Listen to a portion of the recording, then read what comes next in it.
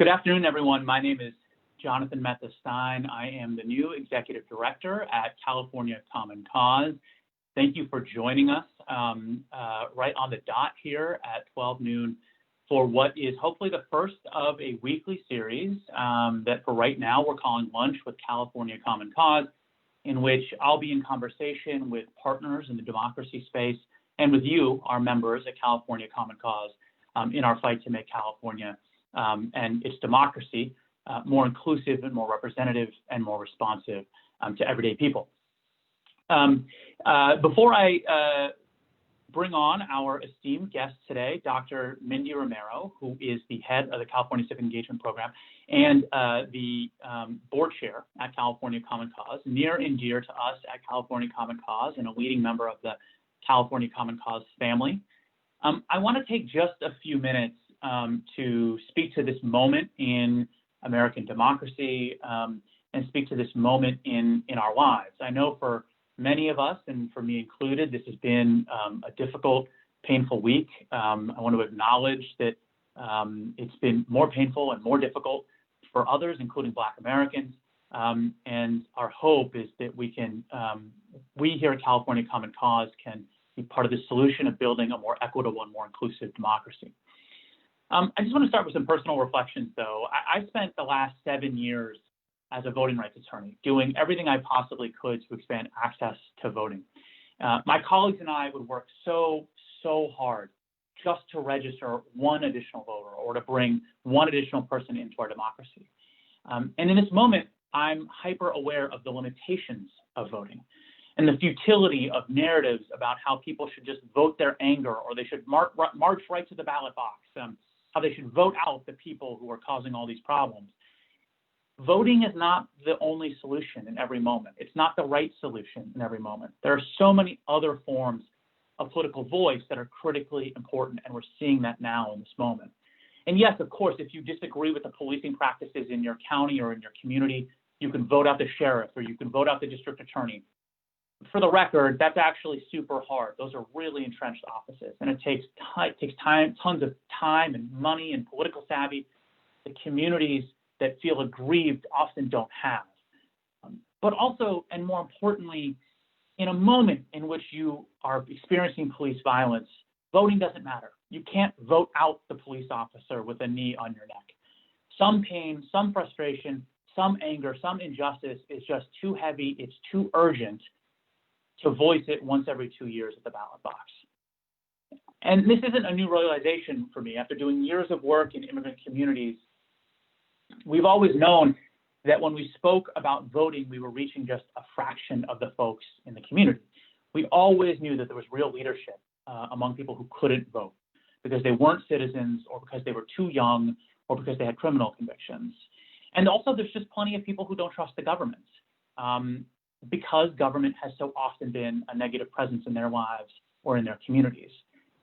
And that's why I think it's really important to talk about more than just fighting for access to the ballot, to talk about fighting for access to democracy, because democracy means all sorts of things that don't include voting. It includes volunteering for a cause or a campaign, working as a poll worker, speaking at a public meeting, writing a letter to a lawmaker, filling out the census. Voting is critical, undeniably. I've dedicated my life to it, but it's one piece of a larger puzzle. And this week, this moment in America really underscores that more than ever. Protesting and marching and civil disobedience, even sometimes when they get messy, is a form of civic engagement. Sometimes it's the most important form of civic engagement. For some communities, it can feel like the only form of civic engagement available. And really, the most striking reflection for me this week has been the disparity in this country in political voice. Some of us, including myself and a lot of the folks listening, I'm sure, have always felt like they can make their voice heard in one way or another. They've always found voting easy. They've always had the time and the flexibility to speak at a city council meeting or to find their city council member. They've always felt comfortable interacting with the police or with other government officials. They've always had the discretionary time and the income to donate to candidates.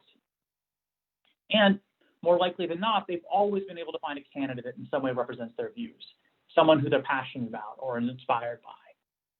But for lots and lots of Americans, and too many Black Americans, those things just aren't necessarily true. Some of us in the American family have had the right to vote denied or the right to vote impeded generation after generation, or haven't felt like a candidate speaks for them, and certainly have not had the time and the money, the discretionary income to make their voices heard through contributions. I think about the desperation a person must feel to see burning down a building in their own community as the only way to be seen, the only way to have their demands heard. It's really, really clear to me this week that too many Americans don't feel like they have a better form of political voice. And at California Common Cause, we hope to be part of the solution. We're trying to build a democracy that includes everyone, that hears every voice. And for the record, that's not a somewhere else problem.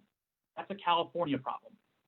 Don't forget that California still has massive disparities in voter turnout on the basis of race and on the basis of age. And after everything we've done in California to make access to voting easier over the course of the last decade, those disparities on the basis of race have not gotten any smaller. There is lots and lots of work to do. And in that work, we must focus explicitly on voters of color, Black voters, voters that have historically been disenfranchised. So our goal is to make every Californian feel like they have a voice in our political process, to make every Californian feel like they have power. So I know I said that voting is not the answer in every solution. It's one piece of a larger puzzle. But what sits in front of us right now, right in this moment, is planning for the November election. There are executive orders being issued by the governor right now. Literally, one was issued this morning that helps make the California November 2020 election safe and accessible. And there's major pieces of legislation moving through the legislature that do the same. And so I want to take some time speaking to you about those, acknowledging, as I said earlier, that other forms of political voice this week and in this moment feel just as important or more important than voting. Let me do a reset for the folks who are just joining us here. Thank you for joining us. This is Lunch with California Common Cause, hopefully the first in a weekly series, Wednesdays at noon. I'm Jonathan Mehta Stein. I am the Executive Director of California Common Cause. I've just been sharing a few personal reflections on what this week means to me and what it means to us here at California Common Cause, and how it impacts our work to build a more equitable and inclusive democracy. So let me transition now to talking about policy. First and foremost, there have been two executive orders issued by the California governor in an attempt to remake the November 2020 election in a way that works amidst the pandemic. The first was issued on May 8th, and it mandated that every California voter be issued a vote-by-mail ballot 1 month before Election Day. So voters are guaranteed a safe voting option at home if they want it. That does not send vote-by-mail ballots to inactive voters. It sends them only to active voters and active registrants. And the second the second executive order was issued this morning, and it addresses in-person voting. So in-person voting, even amidst the pandemic, is super important because for many communities, they don't vote by mail at high rates. For many people displaced by this crisis or who are housing insecure, they don't get mail regularly and thus can't reliably access a vote-by-mail ballot. Voters with disabilities need accessible voting machines that are available at polling places. Voters with language needs need bilingual poll workers and translated ballots that are available at polling places or vote centers. And so we've been doing advocacy to the governor and to the legislature about the importance of maintaining at least some in-person voting sites for voters who need them. And today, an executive order came out from the governor saying that counties can consolidate their polling places up to one site for every 10,000 voters. And the goal there is to allow counties to consolidate their voting sites into larger locations that can meet social distancing guidelines, and to enable counties to find fewer locations and fewer poll workers for November, knowing that it will be hard to find locations and poll workers given the pandemic, but also at the same time to ensure that there are enough voting locations that they're accessible. And if you over-consolidate voting locations, you have giant lines at the few locations that do exist. And we want to avoid having people, amidst the pandemic, standing in line for hours and hours and hours on election day. The executive order today also mandates vote by mail drop boxes. So if people want to use their vote by mail ballot but don't trust the mail or are afraid that USPS will not be reliable by November, they will be able to drop their ballot in a drop box run by the elections office that gets picked up directly by the elections office. You may have heard that there are 2 lawsuits against the first executive order, and it remains to be seen whether the lawsuits will be expanded to cover the second executive order also. The first lawsuit is by Darrell Issa, the former GOP congressman who is now running again for Congress in the San Diego region. The other is by the Republican National Committee and the California GOP, so the Republican Party writ large. The primary thrust of the Issa lawsuit is that the governor oversteps his power by issuing the first executive order. The primary thrust of the RNC lawsuit is the same, but it also makes the case that vote by mail is so rife with fraud and California elections are so untrustworthy that it undermines the fundamental right to vote for all Californians. And that language, the language of the RNC lawsuit, matches a lot of the rhetoric from President Trump on his Twitter feed and elsewhere that has been very vehement, but totally unsubstantiated, making claims that vote by mail is a hotbed for fraud. And just to be super clear, California has made vote by mail available to voters since 2002.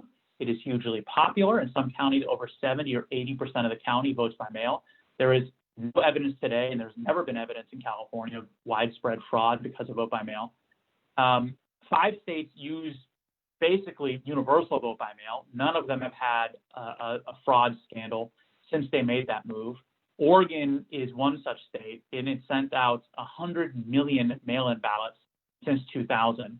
And it examined voter integrity, ballot integrity, and it found it found that having sent out 100 million mail-in ballots, they were able to document 12 cases of proven vote by mail fraud. So vote by mail fraud, to the extent it exists, it is infinitesimal and by no means so widespread that it undermines the integrity of California's elections. The last thing I want to note for you all before we bring on our guest, Dr. Mindy Romero, is 2 pieces of legislation that you should be aware of moving through the state legislature that when we're working on both. The first is Assembly Bill 860, which would provide a vote by mail ballot for every California voter, active voters only, not including inactive voters. And that is essentially redundant with the first governor's executive order. In the unlikely case that the governor's executive order is struck down as an overstep of the governor's powers, then the legislation would mandate the same for California voters. It also mandates a couple other things. For example, it mandates that counties use an electronic system to allow voters to track their vote by mail ballot. When is it arriving? When has it been processed? And so on and so forth, among other things. The other piece of legislation that you should know about is SB 423, which mandates that in-person voting locations be available at a rate of 1 for every 10,000 registered voters with a statewide early vote period, so that polling locations are open Saturday, Sunday, Monday, and then on election day. And the goal there is to allow people who want to vote in person to vote on lower traffic days over the weekend and to spread the voter load across a 4-day period instead of consolidating it into a 1-day period. And one of the things that we're going to have to message out to community members is please don't wait till election day. If you can, vote early. And vote by mail, drop your ballot off at a drop box. But if you want to vote in person, vote early to avoid crowds and to keep yourself safe. SB 423 also mandates drop boxes at a rate of 1 ballot drop box for 15,000 voters, and those are available for the full month that vote by mail ballots are available and in mailboxes. It also requires public participation in the selection of locations for voting sites and ballot drop boxes. So if you have a strong view that in your county, this location would make a great voting site, this location would make a terrible voting site, there will be a public process that your county will have to post, assuming SB 423 passes, they will have to post draft locations, essentially, a preliminary list of locations, and you can provide feedback on that. The last unanswered part of this, however, is how are we going to educate the California public about all of this?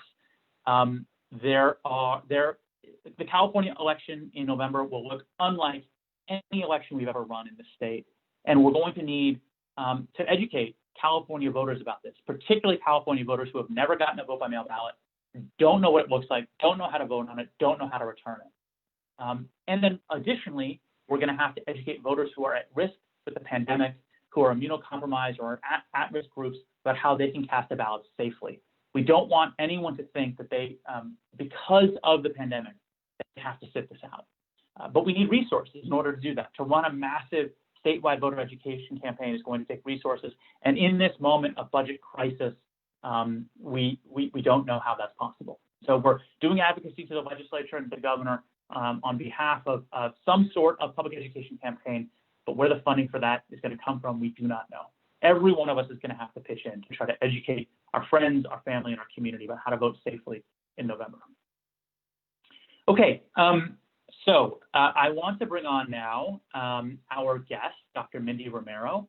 I want to do a reset, though, before I start. For those of you who have joined us a little late, I'm Jonathan Mehta Stein. I'm the Executive Director of California Common Cause, and we've been sharing a little about our work and about my personal reflections in this moment.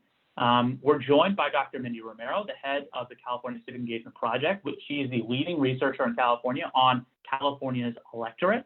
And we're going to talk with Mindy about how to build a more accessible democracy. If you have questions, please do, questions or thoughts, please put them, please comment. And Alvin is a staff member of ours. He's operating behind the scenes. He will flag questions and comments for me, put them in my notes, and I'll be able to raise them after I've asked some questions and chatted with Mindy for a while. So, Mindy, thank you for joining us.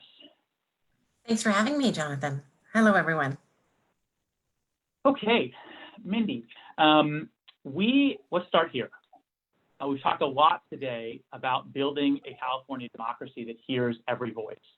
Now, there's lots of ways that democracy can hear every voice. Let's just talk for a moment about the voting context. If we're trying to build a California democracy that hears every voter, how close are we to actually doing that? Unfortunately, far from it. This is now, and this, of course, has been historically the case in our state and in our nation.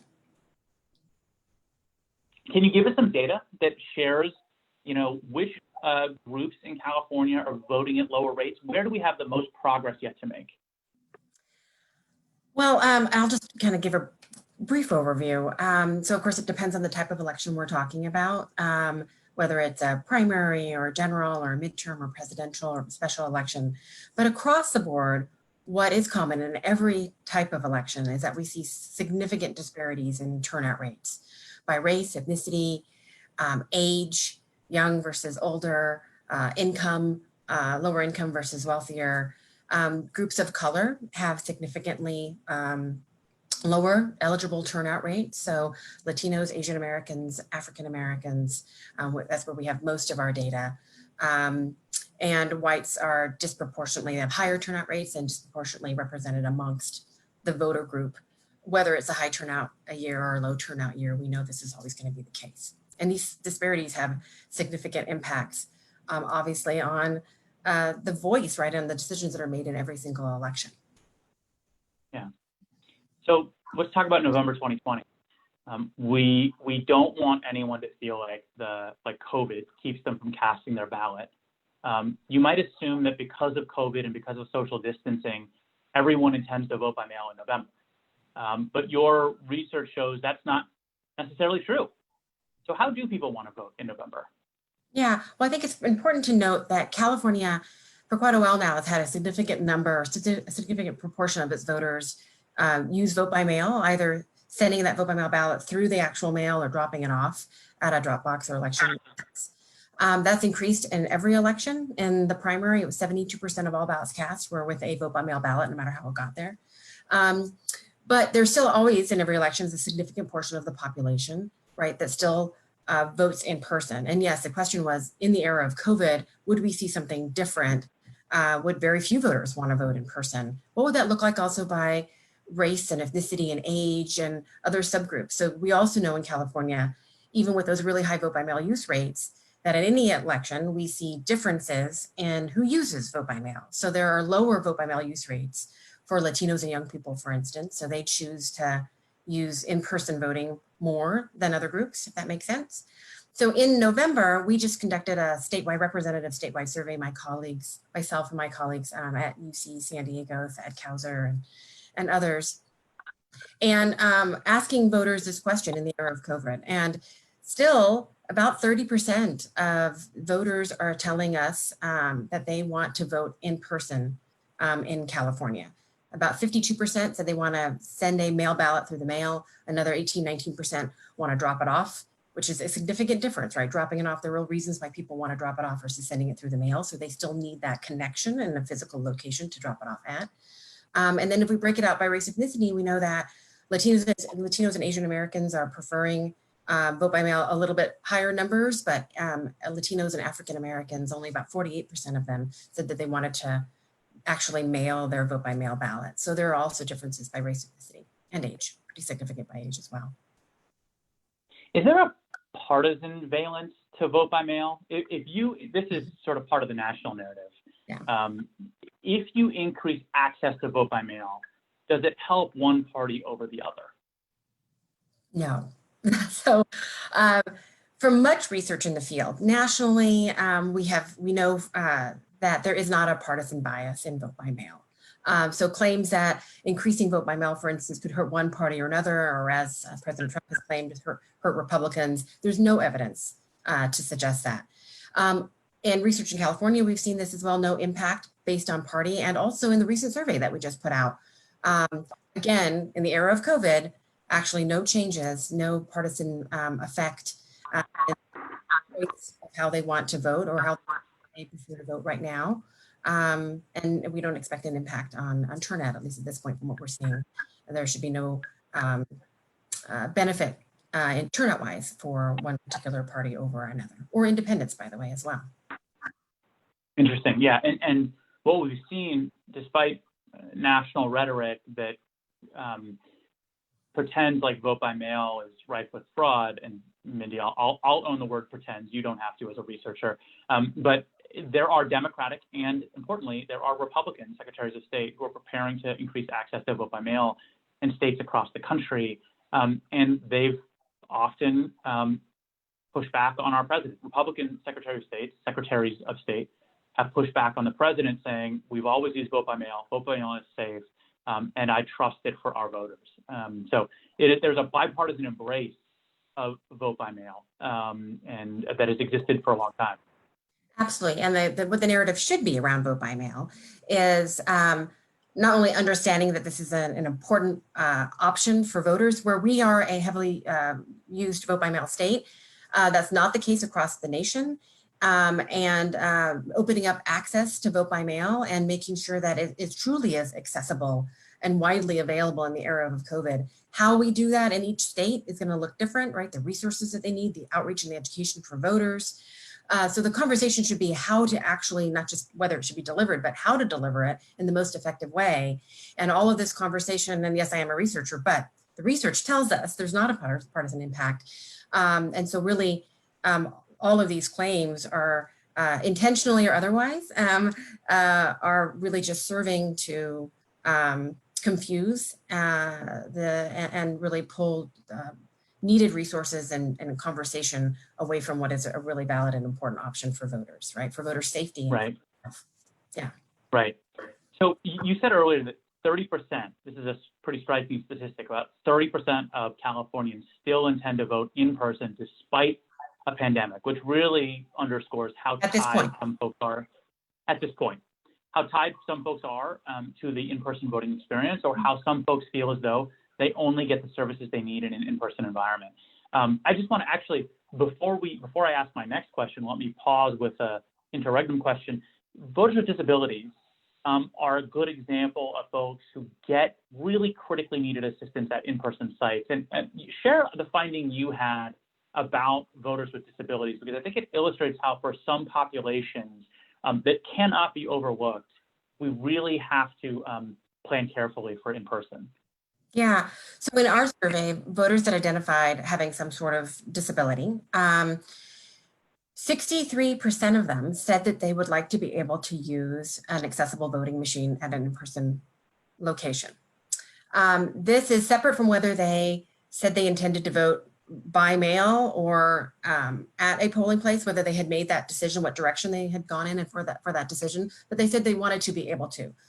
So the reality could be different on the ground in terms of what they need, but I think what we're hearing is it's about options, and voters want to be able to have, if they have a disability, to be able to have that option around using an accessible voting machine. So it's quite striking, it's quite a striking number for us. And then also, if I may add, voters with limited English proficiency from our survey also in greater numbers said that they preferred to vote in person. It was 37% in person in November. And that also should be noted because, of course, in-person experience provides access, significant access to in-person, in language materials, and voters being able to ask questions, be able to get the necessary translation and things that they need. So in-person experience is really, really important.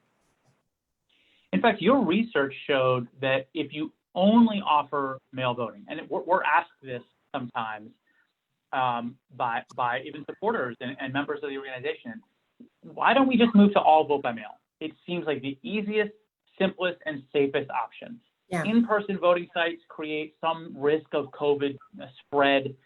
Why don't we just move to all vote by mail? Washington does it, Oregon does it. But your research finds that if you do that, some percentage of the electorate simply shuts off, right?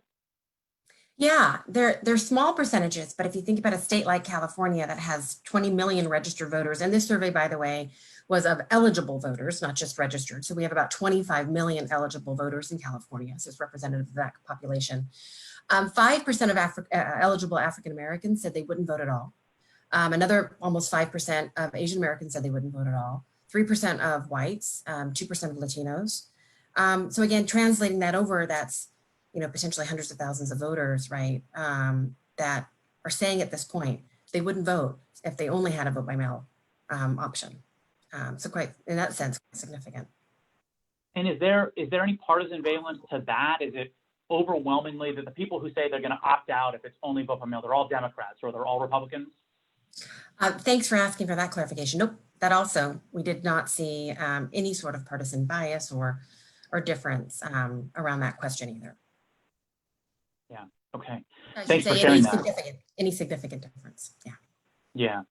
There's always differences on different items, but no significant difference. So just continuing the conversation about the importance of in-person voting sites, because it seems really clear that there are some voters who absolutely need them. Can you talk about the importance of siting them in the right places, finding the right neighborhoods or locations to put them in, and how California is trying to do that in a smart way? Yeah, so siting is absolutely critical. So of course, and in the non-COVID era, if you're a polling place county, it's 1 for every 1,000 registered voters. If you're a Voters' Choice Act county with vote centers, it's 1 for every 10,000 registered voters, right, on 40 vote centers. But there's a recognition when you move, particularly from polling places to vote centers, which with the new governor's executive order and the bills that are going through, it looks like that we're going to have something around 1 for 10,000 registered voters. Siting becomes really critical because first and foremost, there's a concern that most voters or many voters are going to be further away from their neighborhood polling place. That could disproportionately impact certain groups over others. So it can impact everybody.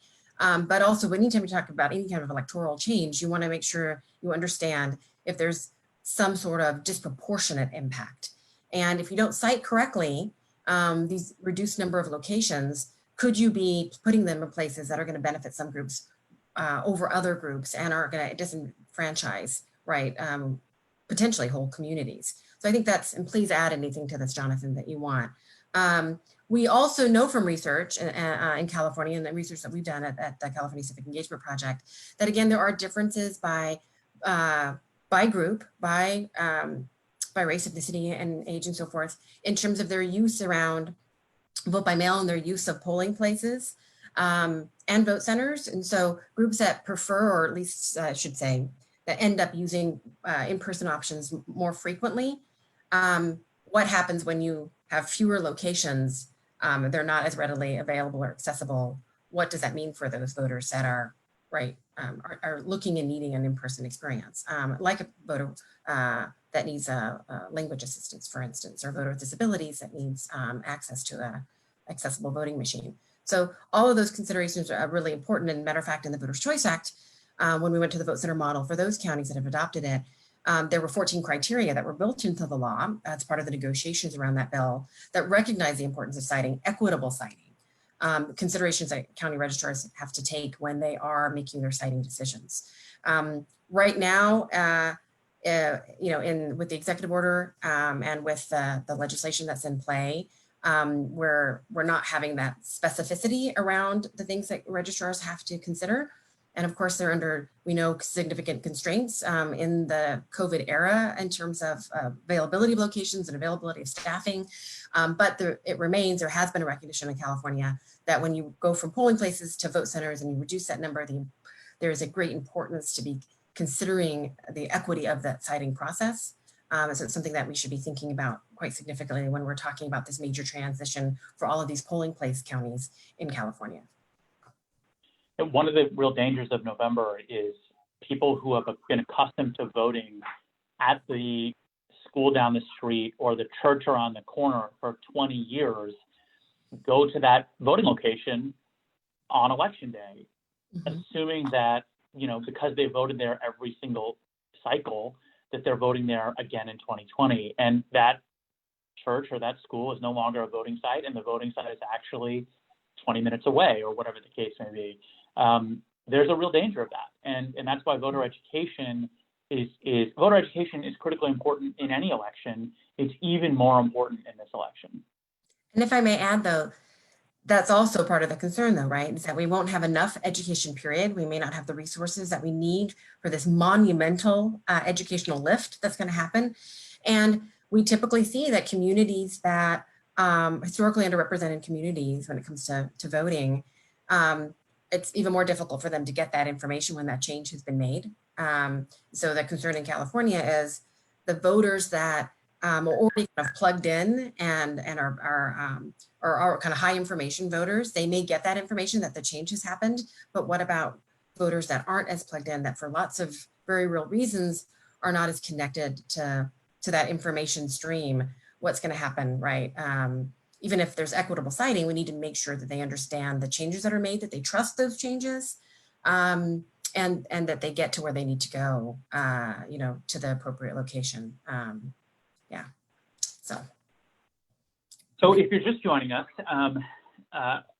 this is Lunch with California Common Cause, the first, hopefully, in a weekly series, Wednesdays at noon. I'm Jonathan Mehta Stein. I'm the executive director. The other person you're looking at is Mindy Romero. I sort of gestured at your box on my screen.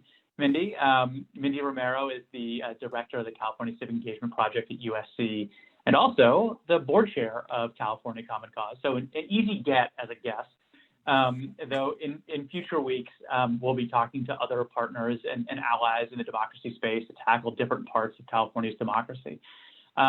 Please ask. So Jonathan, you're saying I couldn't say no, is what you're saying, basically. Well, yeah, sort of, maybe a little bit. To be a good board chair, you kind of had to say yes. Please do, if you're listening at home, please do add questions and comments, and we have a wonderful staff member, Alvin, who is operating behind the scenes to collect them, and we're going to get to them in just a minute here after we ask Mindy a couple additional questions. One, Mindy, can you share a little bit about what we anticipate elections officials doing to keep voting sites safe, and then also, do voters' comfort level with in-person voting go up if they believe that social distancing and health precautions are going to be taken? Yeah, so we did ask that question in our survey. So just to answer the first part of your question. So we know that election officials have been now for quite a while, last couple of months, just like in every field, trying to figure out how to put on, in this case, an election, right, that is safe, that follows California law and hopefully is also equitable in that sense too. So in our survey, we asked voters if they felt comfortable standing in line at a polling place. And we asked two different ways. So without social distancing measures put in place and with social distancing measures put in place. So about 50 or about half of eligible voters in California said that they would be comfortable waiting in line at a polling place. That's still probably not a great number though, considering we want everybody to feel comfortable. And then then by changing the question and saying that, distancing measures like PPE and so forth would be put into place, that number goes way up, depending on the voter, 15, 20 percentage points. So it shows that voters understanding that social distancing measures are put in place and that they're safe can really make a difference in their comfort level. We also asked about whether they would be willing to work at a polling place as a poll worker, again, desperately needed right now in the era of COVID, particularly since many of our, historically our poll workers and vote center workers are from vulnerable communities, right, older. And only 35.7% exactly, sorry, I have to give the exact number, I'm a researcher, said comfortable working as a poll, said that they would be comfortable working at a polling place without social distancing measures. But again, that number went way up for 15 to 20 percentage points depending on the group. If we flipped it and we said, there would be social distancing measures. So comfort, safety, are really intertwined here in the era of COVID when it comes to going to a polling place or working at a polling place. So that's important in terms of what election officials actually do. I think it also tells us that it's really important that voters get that message, that they actually hear that the outreach messages that are going out to voters will include messages around the social distancing mitigations that are in place so that they feel safe and protected. It can be there, but if they don't know about it, that can be a problem. Hopefully, Right. I answered your question, Jonathan. Absolutely, and what it means for those listening and for our members is, if you are in a position where you think you might be able to be a poll worker, you're needed more than ever, because lots and lots of people who traditionally have been poll workers won't be permitted by health guidelines and won't feel safe playing that role this time. And so please, call your elections office, find out what precautions they will be putting in place and what sort of how they will be observing public health guidelines in their voting sites, and see if you're comfortable acting as a poll worker, maybe for the first time, because our democracy needs you. If I may, just really quick too, there are differences in those numbers that I just gave you about comfort by race, ethnicity. So I really would suggest and strongly encourage folks to look at the research that we just put out a couple of weeks ago on this survey that gets into a lot of detail and breaks the data out by race, ethnicity, and also in our appendix by age. And there's significant differences by age for young people. Again, that research, if you wouldn't mind putting up a link, but it's myself, Thad Kauser, Jennifer Marola, and Mackenzie Lockhart from UC San Diego. Thanks for letting me. Can you give us a link where people can find it? Yes, I will. Are you going to send out, I assume, later? It might be easier if you just give a link to maybe CCEP or some other website where people can navigate to it. Okay, should I put it in the chat, or do you want me to just give it verbally? I can give it verbally. CCEP. Verbally, I think. Okay, then the CCEP link is shorter and easier. ccep.usc.edu. That is ccep.usc.edu. Just go to the publications page, and you'll see it on the far right. And if anybody has any questions, they can also just email me directly. My email is on our website. I can track you. The last question, Mindy. Moving away from November and back to March at our March primary, which feels like a million years ago now.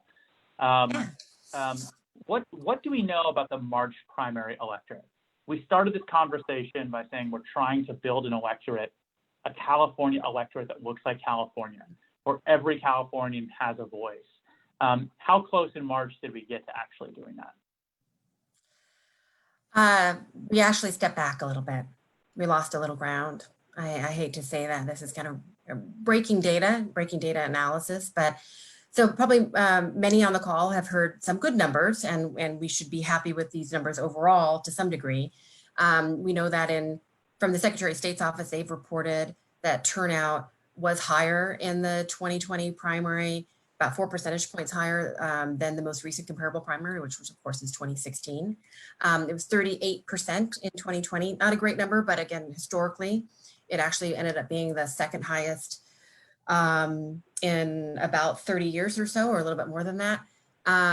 It didn't beat 2008, but it was a very high number. But if we break that out, which we're doing now by race, ethnicity, and age, we're seeing some numbers that are just concerning. There was a great expectation going into the primary that not only we would see overall turnout that's higher, but the big question is that representation gap, that story, right? Would higher turnout mean that we would close, to some degree, I should say narrow, we never have closed it, but would we narrow a little bit that gap in turnout rates across race, ethnicity, and age? Usually when we have higher turnout, we do see somewhat of a narrower gap. Not never as much as we want to see, but at least we see progress. And instead, depending on how you look at the numbers by group, we actually saw a decline. So Latinos, their eligible turnout rate was just a tiny bit lower, essentially flat. It was a lower turnout rate for young people age 18 to 24, a higher turnout rate for Asian Americans, but not to the same degree, not the 4 percentage points that we saw for the state as a whole. And if we break out the data, because these data are not available for whites or African Americans, unfortunately, because it's actual voter data. But if we look at the electorate just as everybody that's non-Latino, non-Asian, which in California is mostly whites, but of course also some African Americans, the turnout increase was 7 percentage points. 7 percentage points, again, eligible turnout. That is the percentage of those eligible to vote that are non-Latino, non-Asian in California, Asian American, excuse me.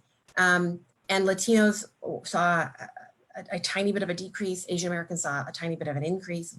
Young people decreased. So I'm sorry to throw numbers. It's a little hard to throw them out here really quickly to folks. We are going to put out something in writing to hopefully guide people a little bit more and explain all of this a little bit more. But since you're asking me on the call today, yeah, the promise around the primary was not fulfilled, I think, in the way that many folks would want to see.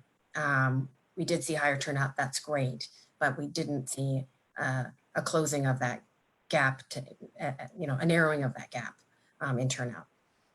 So I hope that's sufficient. I know because we're short on time here, but I'm happy to delve into any more of that, Jonathan, if you'd like me to. Yeah, no, that's helpful, Mindy. And do you want to just spend 1 second sort of parsing out why it's harder to find data on African American voter turnout rates when compared to Latinos and Asian Americans? Yeah, thank you for the question. So it's always a frustration for us. There are limited resources, period, when it comes to voter data, at least reliable voter data. So typically the two main sources there's the actual voter file that you can get from different counties.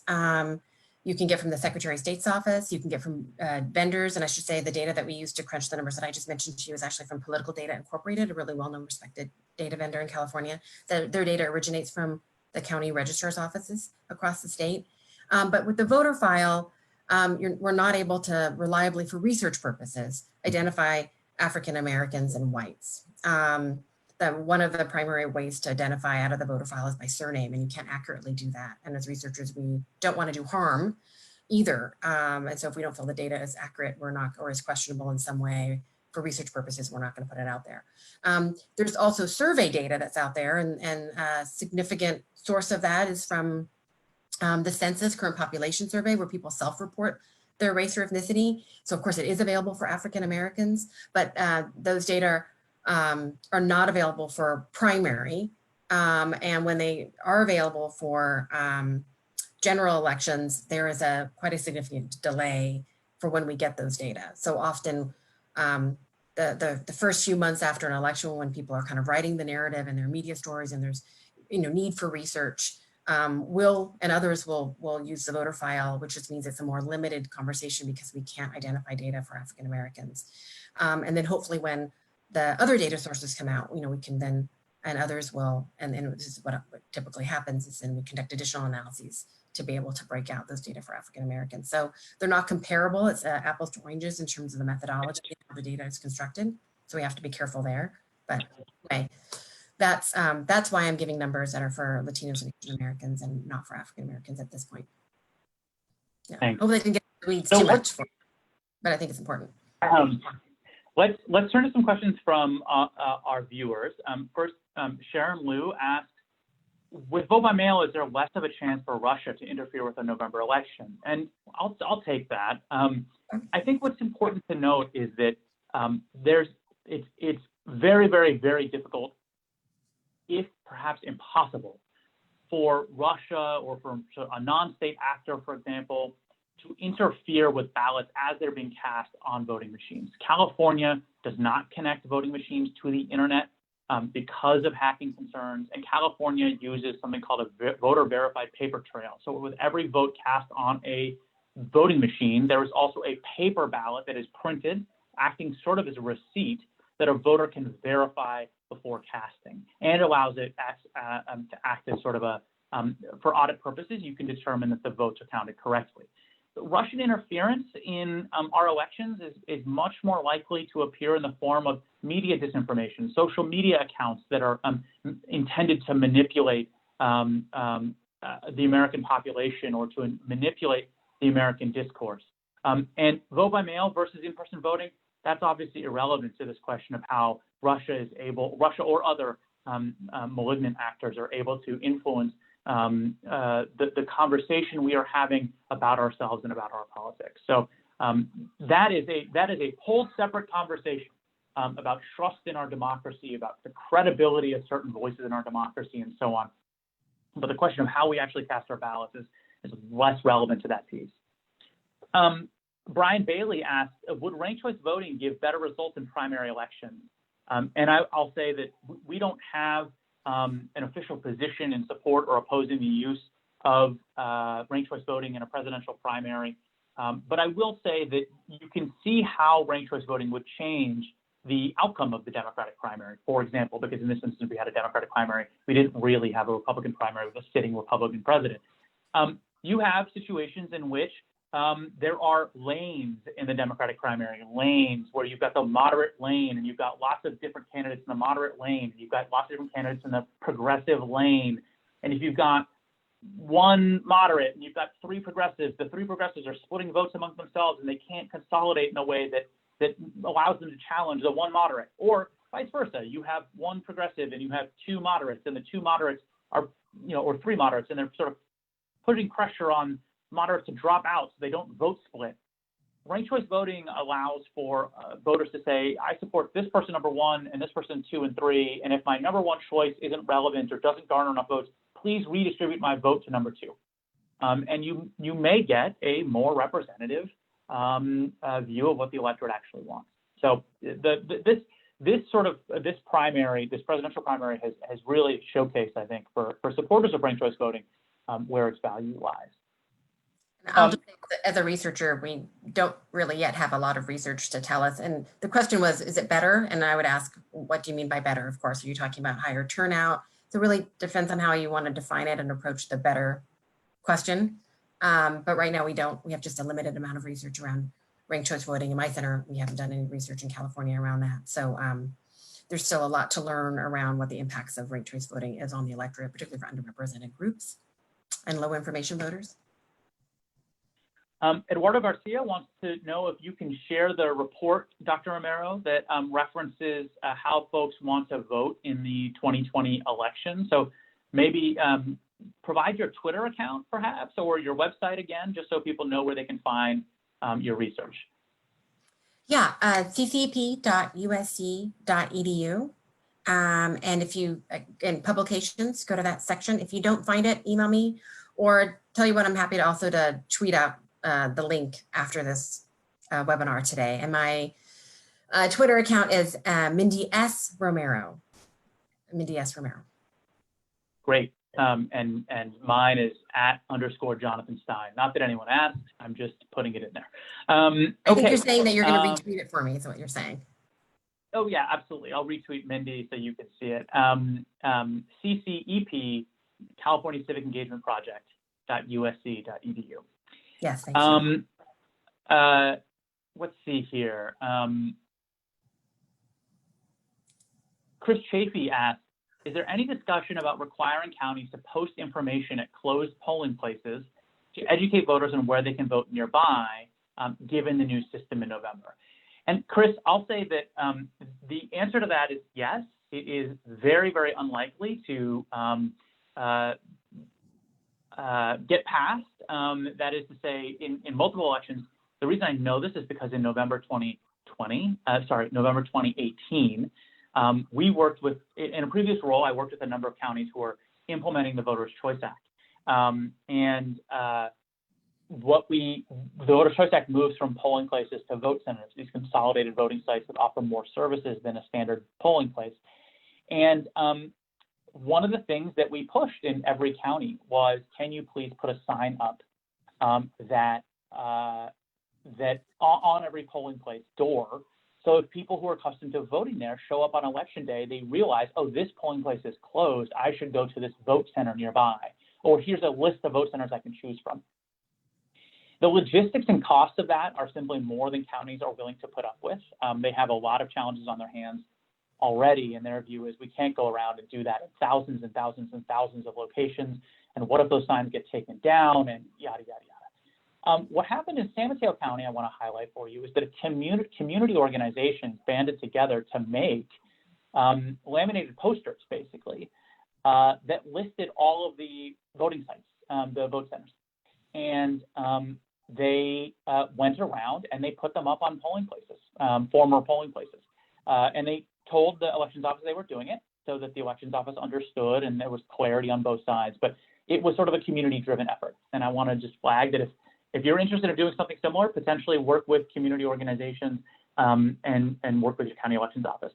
County elections offices often have community advisory committees. So there's often a voter accessibility advisory committee that is meant to make the county's operations as accessible as possible to voters with disabilities. There is a language access advisory committee that is meant to ensure access for voters with language needs. And then there's, generally speaking, some sort of voter education and outreach advisory committee, some sort of generalized body that is just meant to help the county educate voters as best they can. And so you may want to look into whether your county has one of those bodies and how you can join. Okay, let me see if there are any more questions. There's lots of other questions. Unfortunately, we're running a little bit low on time.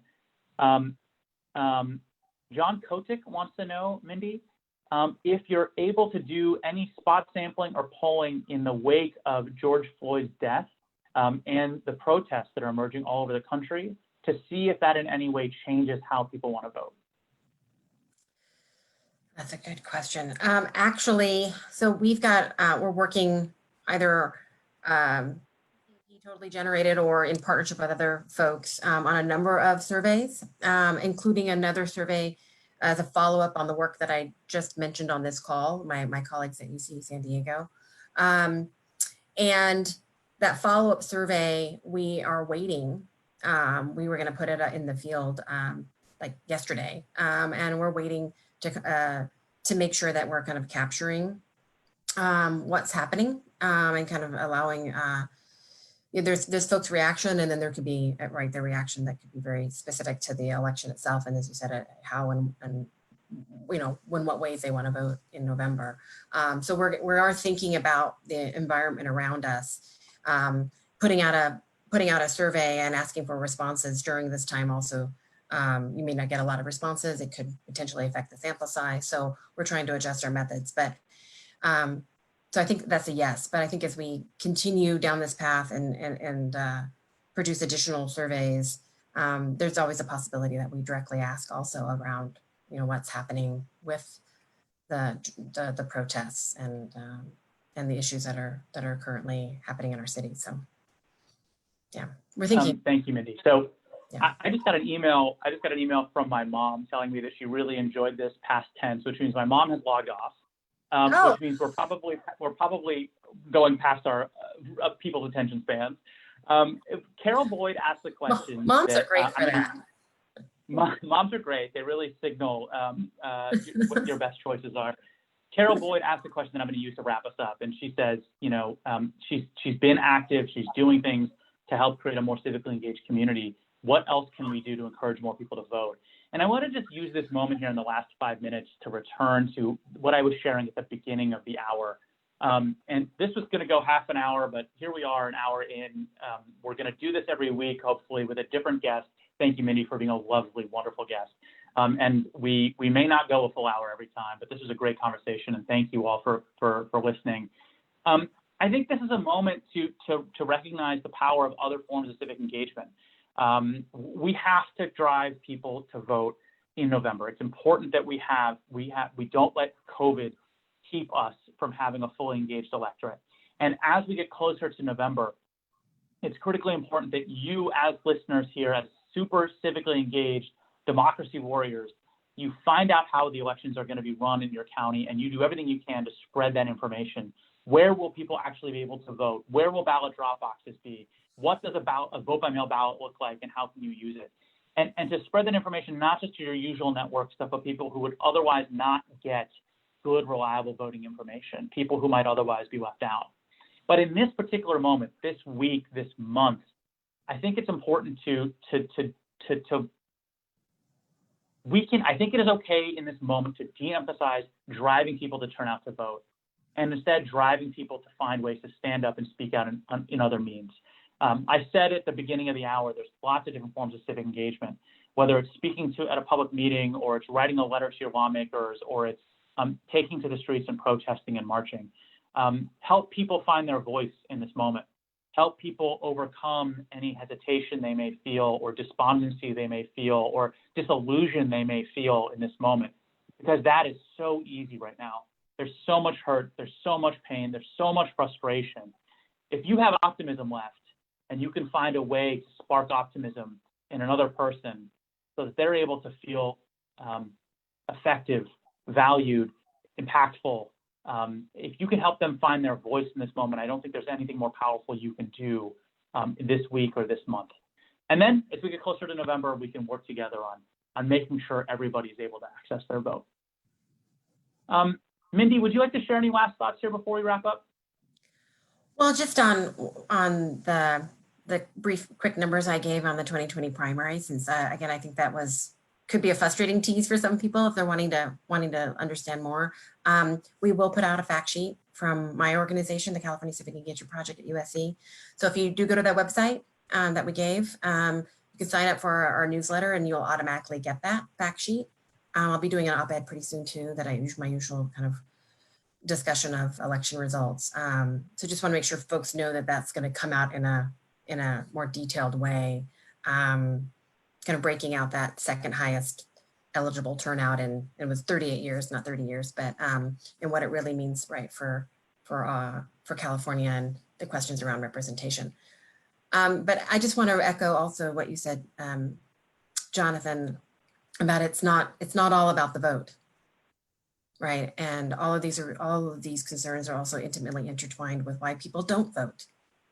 If you feel like the criminal justice system, if you feel like your local leaders, your elected officials don't care about your own safety and security of yourself, your family, your communities, one argument is go vote and change that, right? As you said, that's sometimes we're just too simplistic, but also you can go the other way. And you can say, what does it really matter if election after election we don't see change?